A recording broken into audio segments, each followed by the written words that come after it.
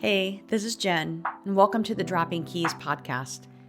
This is a space for honest stories, nervous system wisdom, and body based practices that help women stop pushing, performing, and proving their way through life, and to start creating change from the inside out.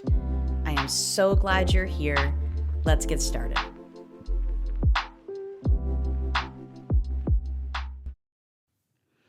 Hello. Welcome to the first episode of Dropping Keys. My name is Jen Thomas, and I am the host and founder of the Rebody Project. And here we are. I have been procrastinating, putting off this podcast for quite a while. And for reasons I will, I'm sure, share as these first initial episodes are happening. But I'm also a very good listener, and I have been listening to the women around me, personally and professionally, continually ask me to show up and talk more about me, which I am not great at doing. So here we are. I'm doing it. I'm doing it. Let's go.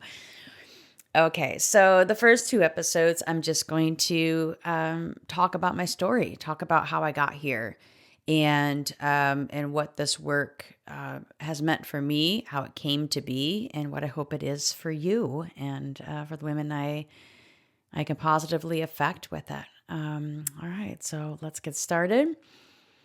We're gonna go way back, back in time, because all of these patterns that we work with in the work we do in Rebody all start from when we were kids.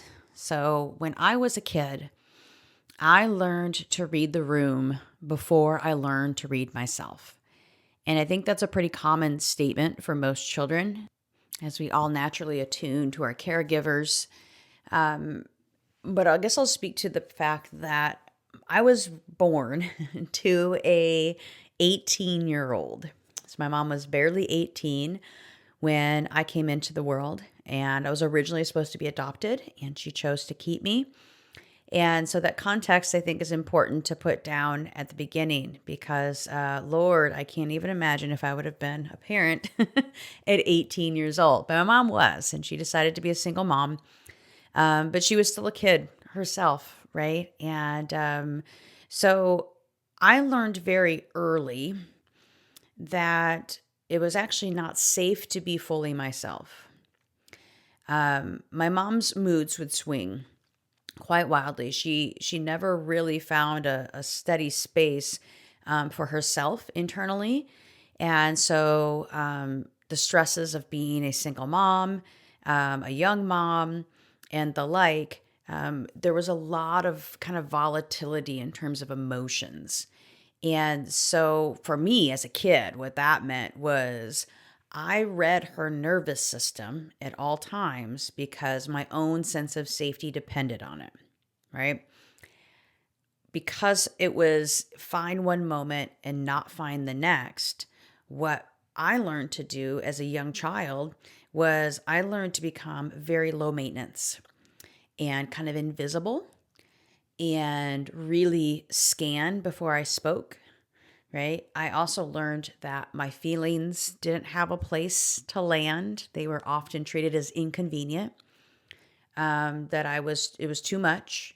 And so I did what a lot of kids do, especially sensitive kids, which is what I am, a very sensitive person. I got really good at feeling everyone else, in particular my mom, she's my caregiver, and really bad at staying with myself. Because I learned that me being fully me, just like the expectant child, it's like, I'm going to express and this adult is going to care and support for me unconditionally. I didn't have that in my environment. So me being fully me was not necessarily a safe choice. So I adjusted and I became quiet and I became low maintenance and I became very, very good at sensing what everyone else needed. Okay.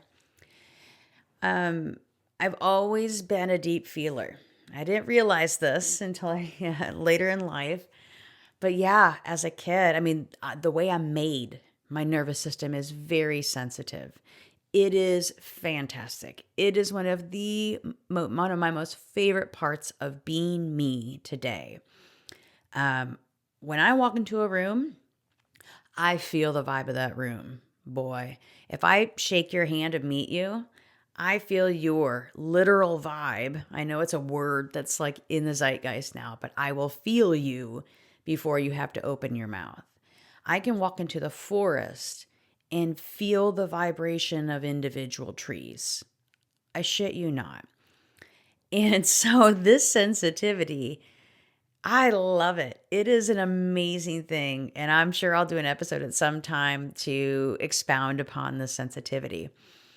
But as a child in a volatile environment, it was unbearable, right? Because there was not safety to hold that. So I learned, like, my body was taking in everything. It's always taking in everything. All of our bodies are taking in everything. I just happen to be sensitive enough to feel the everything. But as my body was taking in everything, I didn't have the safety or the support or the space to metabolize what I was feeling.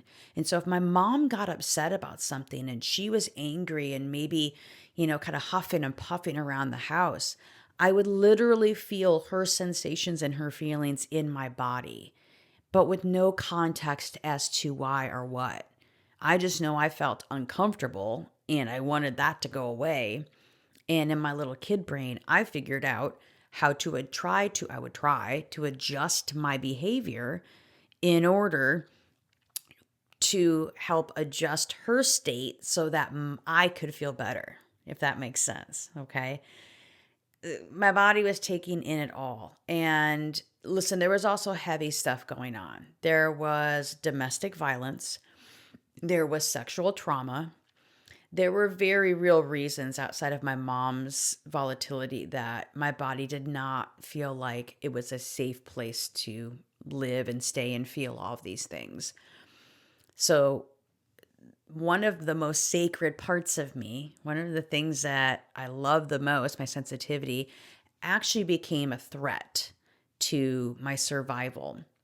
And so I say, like, I didn't understand that I was that sensitive then. I didn't understand it until later when my sensitivity could come back online. And I was like, oh, this makes a lot of sense as to why the childhood experiences I had were so impactful to me. Yeah. So yeah, being in my body, it was just too much for me as a little kid, right? My body felt everything, the tension, the disconnection, the anger, the mood swings, the silence. Oof, I can't. The silence, like the things that no one was saying. Oh, I can feel that in my body. And so I felt it as a kid. And that felt dangerous. And I mean, gosh, highly uncomfortable, right? Like nobody wants to feel that way all the time.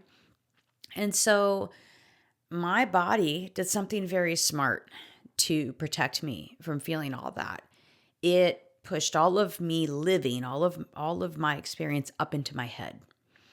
Because if I lived from my head could plan. It could predict. It could manage. It could solve. It could observe and watch. It could prepare, right? My head could try to figure out how to be okay. And my head felt a lot safer than my body. My body was like an overload of information all the time that I couldn't control and I couldn't make sense of. And so everything went to my head. And my head was like, don't worry, boo. Let's sort this out. I got you. And it became a blueprint of amazing plans for survival. That's what my head did on my behalf. And my body said, all right, we're going to make it so you don't feel this. And I began to disassociate from my body. You can't see it, but I'm taking my hand and I'm bringing it up to my neck because I literally began to live just from the neck up. And I shut off to the best of my ability everything from the neck down. That sensitivity that I love and that I embrace and that is such a beautiful part of me. In my childhood, my very intelligent body and my nervous system said, it's all right, we got you. Let's make an executive decision and let's hold tight to it because this will help you survive. And there's a part of my life I don't want to skip over here because before my survival became impressive, which it kind of does for a hot minute, it was actually really painful. I don't want to skip over the space in my life where leaving my body, and then down the road, I became a strong, disciplined, high functioning version of myself. There was this whole chapter in between. My teenage years were very difficult for me in my early adulthood years. I tried to take my life when I was 16. I left my parents' house when I was 17. And from around the ages of 18 to 22-ish, I really did struggle with drug and alcohol abuse. I don't say that for shock value, and I actually don't talk about it very often because there was a lot of shame for many years for me around that, for sure, for sure.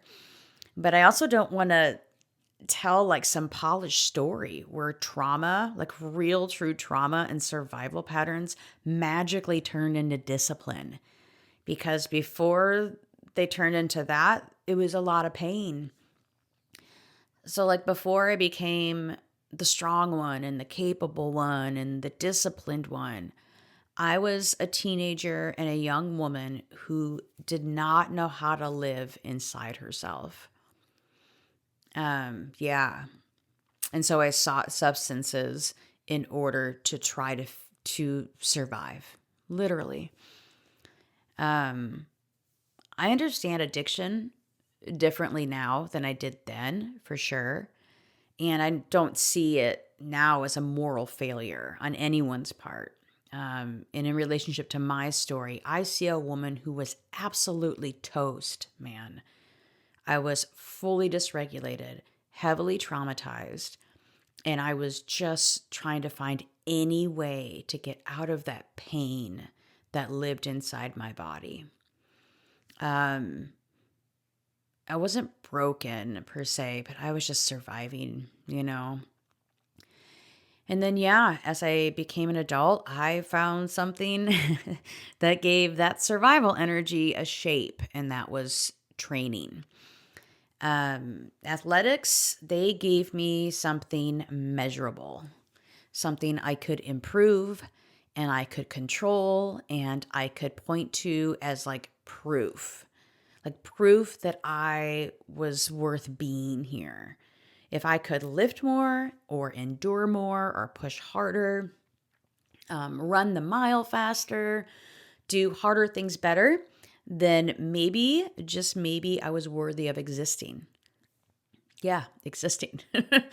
Like maybe I was worth respecting. Maybe I was worth being listened to. Maybe I was worth being liked. Maybe I was worth keeping around.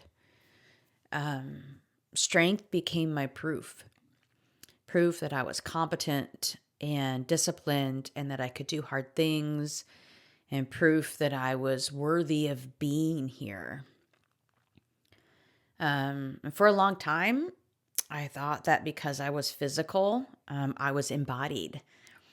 But I can now see that those are not the same thing at all. I could feel effort and output and my muscles and my capacity, but no part of that was listening to my body.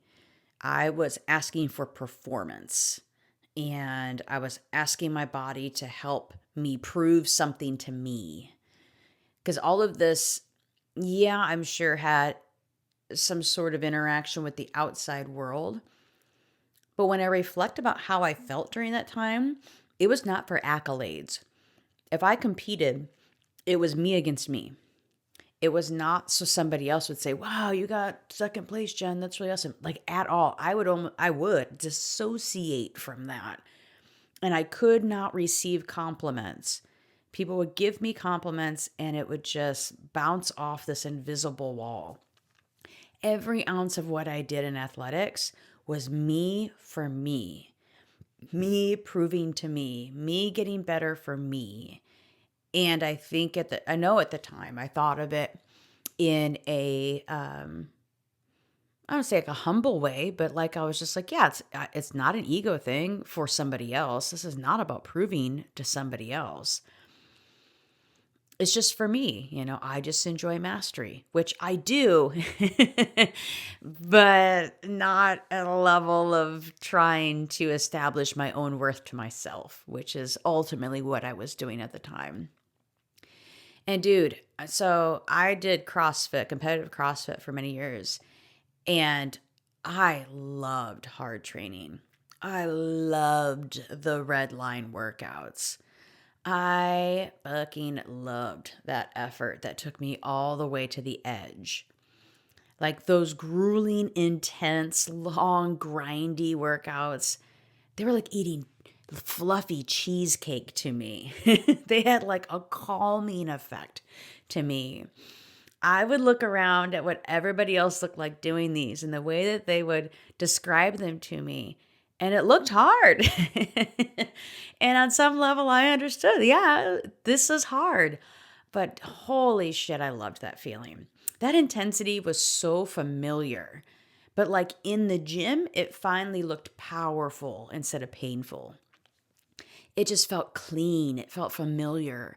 It felt like a place where that intensity inside of me finally had somewhere to go. Like CrossFit made sense to my nervous system because it matched the internal state that I was already living in. So there's this term known as hypervigilance. And I didn't know that existed because I didn't know I was hypervigilant. I thought I was driven. I thought I was just highly motivated.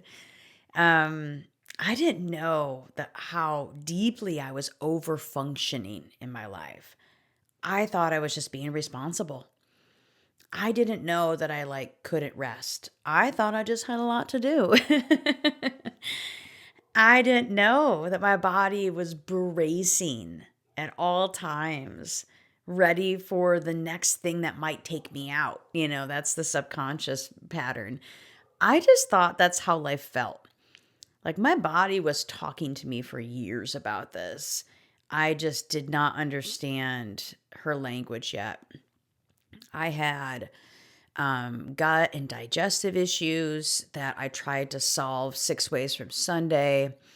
Functional medicine, SIBO treatments, the supplements, the testing, you name it. I did it. I studied it. I tried it.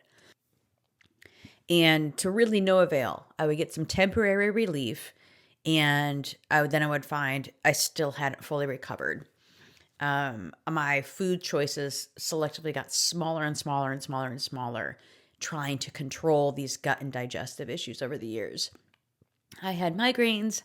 I had chronic tension in my shoulders and neck.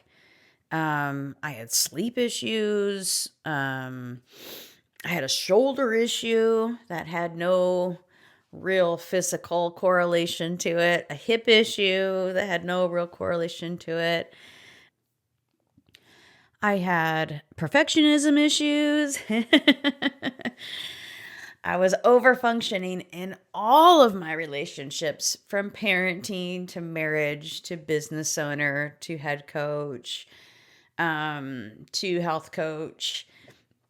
And I dealt with like this wired but tired level of exhaustion. I had no idea of that phrase at the time, but I would lay down completely internally exhausted, like to rest, and like my eyes would like pop back open. Like I had to be on guard. Yeah, sitting down was uncomfortable for too long. I was just constantly scanning, constantly solving, constantly preparing, constantly busy. And yeah, I thought I was just driven. I thought it's just what I did, right? And culturally, I got a lot of high fives for the way that I lived. Wow, look at you, supermom. Wow, Jen can do anything. Wow, you're always just so busy. Oh, like dude, so much cultural high-fiving for that over-functioning, exhausted, laden life as a woman. And what was I searching for ultimately? Was being told I was worthy. Because ultimately, what I didn't believe was that who I was worthy. So I just kept running faster on that hamster wheel, boo.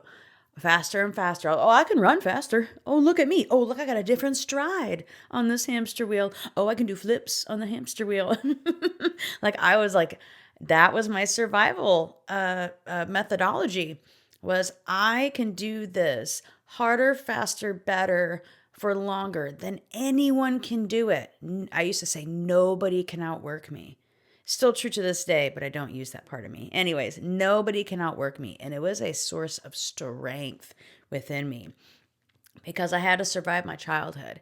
And that part of me, yeah, nobody could have survived that childhood except for that part of me that did. And she was driving every ounce of my life. So in the last few years of owning my gym, and being a health and nutrition coach, my body actually started to like be a little bit louder about the refusing the life that my mind kept trying to maintain. I just kept getting sick, especially during the winter time.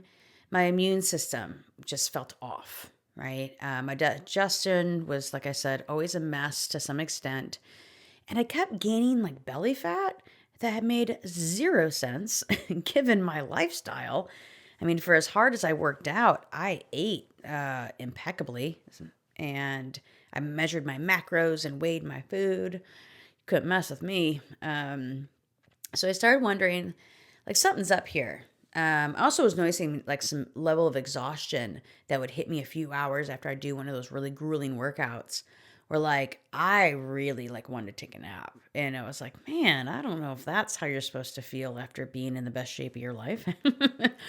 So I started connecting a few dots. I started wondering if like my training and like the pace I'd been living at for so many years and maybe my nervous system were somehow connected. And then after I sold my gym in 2020, and life slowed down. COVID was happening. My kids were home. And I started to notice as I tried to slow down how freaking uncomfortable it was to actually slow down for longer than like, what we would call a vacation here in America. I began to notice just how much my identity was actually wrapped up in like being a business owner, being seen as useful, being busy, being needed, being the one who could handle it all. Yep, that started sitting in my lap pretty heavy. Like, wow, interesting how difficult it is to sit down for long periods of time and not have a laundry list of things that I have to do. My mind started getting a little curious about that. Then in 2021, the winter of 2021, early 22, my kids had gone back to school, and I got a full-time job again at a local school, and then my body kind of got loud again. The symptoms that I was talking about, especially where I would get sick often, they became cyclical. And then I started going, wait a minute, I don't think this is like I'm catching viruses. Like, I don't think this is just immune suppression because the symptoms were identical every single time. Deep fatigue, very tired, wanting to lay around, no energy for anything. I would become nauseous. I would always have headaches, maybe some mild body aches, maybe a low grade fever, and just this deep, deep exhaustion. And, I was like, maybe it's my immune system because of my gut. And I was still treating it like it was the next thing to solve. But then I realized my body was telling me a truth that it had been whispering for years, and I was not listening. And my body dead set interrupted my life. I could not continue to work. I was going on like 3 to 5 days where I'd feel like I was sick. Then I'd get like a week, 7 to 10 days of being functional again, and then I would get sick again. And then I'd have a week where I was fine. Then I'd get quote unquote sick again. So my body just started straight up refusing my life. And my mind was like, what do you mean? This works so well. And that was the reckoning point. That was the inflection point, early 22. It was time. I had to deal with it. I had to figure out what was going on. And it wasn't just one magic thing I found. Geez, Louise, no. It was somatic work. It was trauma work. It was therapy. It was breath work. It was time in nature. It was movement. It was spiritual surrender. It was learning. It was patience upon bucket loads of intense levels of compassion and patience.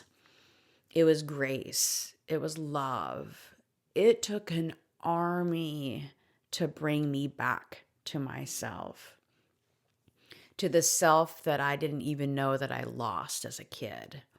Because all of this started before I can remember. I have memories of my childhood, obviously, but these patterns were established before I was 7 years old, and they just compounded.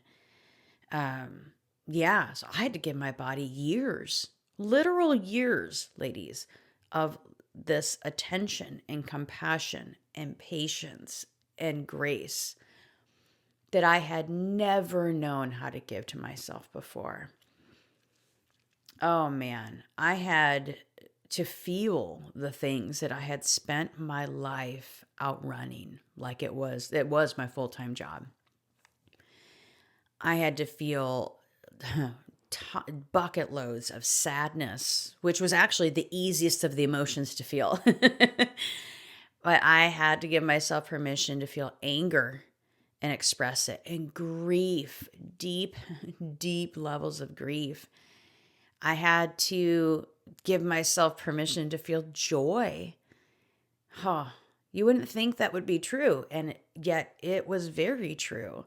I had to give myself permission to feel pleasure, which I couldn't have wrapped my mind around. I'd be like, of course I feel pleasure, as I drank a little more wine. Like, as I ate some more chocolate, of course I feel pleasure. No. Like deep, unearned, the type of pleasure that there's no shame or blame or guilt around. I had to learn that. And at the core of it, I had to stop treating my body like it was an obstacle or a tool and start realizing that she had been carrying the truth of my life, of who I was, who I am, and what had happened to me the whole time. And listen, girls, healing was messy. It was not cute. I wanted it to be linear so bad. Oh, I wanted it to work like the equations I had made my life full of. If I do X, Y, Z, well, then I get A, B, C. But healing did not work that way. Oh my gosh, there's no alphabet, not a linear alphabet. I would go to N and then R and then back to B. And then somehow I'd be in the middle of a grief wave from like 1987 while trying to make dinner for my family. Healing was not some clean little arc. It is not an Instagram, a carousel. Oh my God, don't get me started on that one. It wasn't me doing like these right steps and then just like arriving at the finish line of peace. Holy shit, and slowing down felt like death to my nervous system. Ease felt unsafe. Subtlety felt suspicious. Safety felt unfamiliar. And yeah, I missed the old intensity of my life. Girls, like I cried. I wanted to go back and just be that version of me that felt familiar so many times. And, at first, as I started on this journey, I would have these big breakthroughs. And, they were wonderful. They were huge, though. And they kind of felt like I was being rescued from pain and the suffering I had. They were big and they were dramatic and they were freeing, and parts of me finally felt seen. But eventually those breakthroughs got quieter and the work became thousands of tiny fucking reps.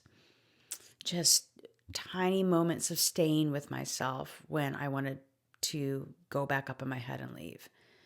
Tiny moments of listening when I just wanted to like blame my body or blame the outside world for how I was feeling. Tiny moments of just not abandoning myself when every sense in my body from my nervous system standpoint was telling me to do it. And just tiny moments of choosing my body instead of overriding it. Tiny moments of learning that safety was not a concept, but it was a practice. Yep, I had to just keep showing up for myself thousands of times. That's real. That's real. And because I kept doing it, my life today is rooted in ease in a way that I could not have understood 6 years ago. And this not because like all the details are perfect. It's not because I don't ever get like activated or have those moments of feeling some of the same feelings. It's not because I've arrived at some permanently regulated, floating above the earth version of myself. Dude, I am human, but I definitely make decisions differently. I can feel when there's an old pattern that comes up and my mind like steps up and tries to solve everything. And instead I give myself time and I check in with my body. I can let things marinate. I can let things be open-ended and not have some linear equation to go solve and an outcome to control. I journal every day. I rest as a natural part of my life. Like I move in a rhythm with my life. And I know my rhythm, which I had no idea what my preferences were or what would actually be nourishing to me 6 years ago. So far removed from any idea of what that would be. I create things. Like I say that in the way I do because I didn't feel safe enough to truly create things that couldn't be provable by science. Like I remember going to an art class. My friend owned a art studio.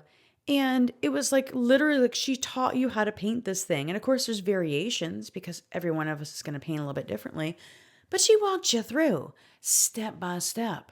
And I barely made it out of that painting class without, I was starting to cry at the end because my nervous system did not feel safe creating something that didn't have like an actual provable outcome at the end. That's how far off base I was from feeling safe. I remember like exiting the class as fast as I could, going out to my car as fast as I could with the painting, and as soon as I shut the door, I just wept. And I was like, okay, maybe there's some work I have to do here to feel safe enough to create something. And now I create for the pleasure of creating. Like I don't even show people things I create. I just fucking love it. It's fantastic. I do show some things from time to time, but I create just because it's fun. I love my body. Oh my gosh, I love her so much. I nourish my body for very different reasons and in different ways.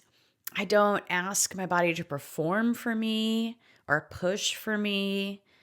And anytime I catch myself, falling into old patterns, which it's almost non-existent anymore. But if I do, and when I do, I just come back with love. I just come up, there's that part of me again. There she is, that sweet, that sweet little part of me. Come on back. You don't have to do that. You don't have to do that. Come have a seat. Like ease is the evidence to those thousands of times I chose differently. Those little tiny moments of staying with myself and loving myself and showing myself compassion and breathing and coming out of my head and coming back into my body and dancing instead of cleaning my house. And yeah, the woman I am today would not be recognizable to the woman I was 6 years ago.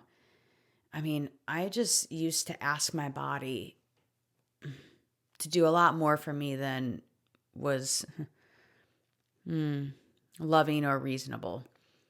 I basically asked her to prove my worth. And now I relate to my body as home. So I created Rebody Project because I had to crawl on hands and knees to figure this out, ladies. Hands and knees. And I want to share it in ways that maybe help other women not have to bloody their knees quite as much. I don't want women to keep blaming themselves for patterns that they didn't choose. I don't want women to keep living from fear patterns and survival patterns that were handed to them by their caregivers, culture, trauma, expectations, and like the endless pursuit of us trying to be enough, right? Because that will never win. I'm just putting that out there. Public service announcement, you'll never win the race of trying to be, insert the blank, enough. Smart enough, thin enough, beautiful enough, nice enough, sporty enough, kind enough. Like it's a race we'll never win. It's a carrot on the end of the stick.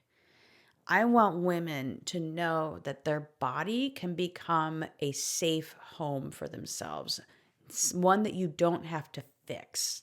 One that the safety within your body is not something you have to earn by become perfect enough or disciplined enough or beautiful enough or successful enough or productive enough or healed enough. Because life is not meant to be lived from these old fear patterns and survival patterns. It's actually meant to be lived from a body that feels like your home. And you do not have to have had capital T trauma to feel unsafe in your body. Because most women are performing and overachieving and controlling and managing and fixing and trying to become enough because safety has never felt like a given. And I want women to stop blaming themselves for patterns they didn't choose. And I want you to feel less alone. And I want you to hear my story and maybe feel some part of yourself soften. Because maybe some part of you thinks, if she can tell the truth that openly, maybe I can stop hiding from mine. And maybe I can stop blaming myself. And maybe I can come home too.